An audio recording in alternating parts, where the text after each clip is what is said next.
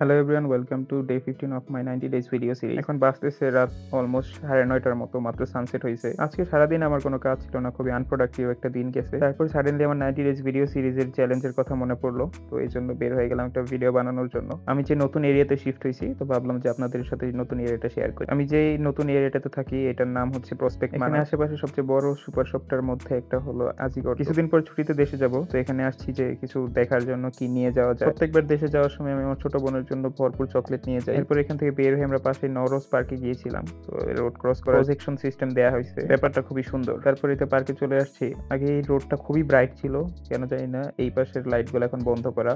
আর পার্কের ভিতরটাও একটু অন্ধকার অন্ধকার লাগতেছিল আগের বারের তুলনায়। পার্কটা 2 বছর হলো যে ওপেন করা হয়েছে। যখন ওপেন করা হয়েছিল তখন পুরাটাই এরকম ঝাড়পাতি দেওয়া ছিল, এটা খুবই সুন্দর লাগতো আগে, বাট এখন দেখা যাচ্ছে শুধু এই পার্কটুকুতে আছে। কিরগিজস্তান একটা অন্যরকম ফুটবল ক্রেজ আছে, তাই সব জায়গাতে এরকম টার্ফ দেখা যায়। তো এইখানে একটা নতুন মুভি থিয়েটার করা হয়েছে।